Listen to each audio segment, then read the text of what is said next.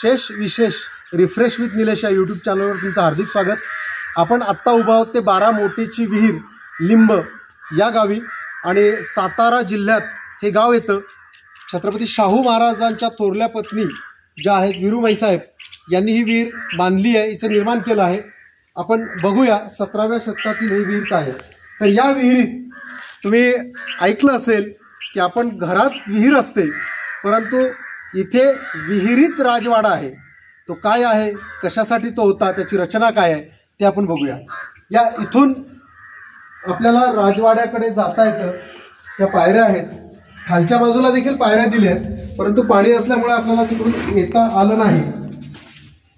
हा तो खलबतखाना आहे. या खलबतखान्यात बसून अनेक गुप्त चर्चा केल्या जात असत आणि इथे मागे ती 12 मोटेची विहीर आपल्याला बघायला मिळते.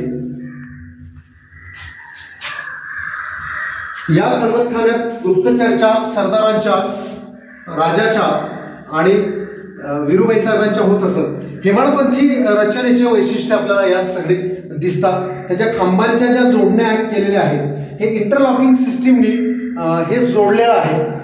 आणि हा घडवलेला दगड काळ्या पाषाणा, खरं तर शिल्पकलेत हा अतिशय कठीण असा दगड मानला जातो.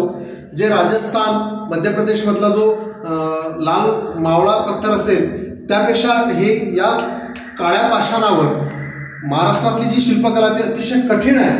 आणि हा तो एक खलबतखाना की जो विहिरीच्या पोटात आहे, आतमध्ये आहे. याला देखील दोन्ही बाजूला रस्ते आहेत. इकडून खाली उतरण्यासाठी एक जिना दिला आहे की जो विहिरीच्या आतमध्ये उतरतो आणि इकडून वरच्या बाजूला आपल्याला इथं येता येतं. तर विहिरीतील महल किंवा विहिरीतील एक गुप्त चर्चा आणि बैठकी करण्याचं ठिकाण हे मला तरी असं वाटतं की एकमेव महाराष्ट्रात असावं. राणी की बाव आपल्या सर्वांना माहिती असते, परंतु लिंब या गावातील ही 12 मोटेची विहीर देखील पर्यटकांनी बघावी. फारसा पर्यटक इकडे येत नाही. तो महाबळेश्वरला येतो किंवा कास पठारला जातो, परंतु या लिंब गावात असलेली ही 12 मोटेची विहीर देखील आपण बघावी असं या व्हिडिओच्या माध्यमातून मी आपल्यास आवाहन करेन. आणि माझ्या शेष विशेष रिफ्रेश विथ निलेश या यूट्यूब चॅनलला देखील आपण भेट द्या आणि अशाच आपल्या ऐतिहासिक वस्तू, वास्तू आणि त्यामागचा समृद्ध इतिहास जाणून घ्या.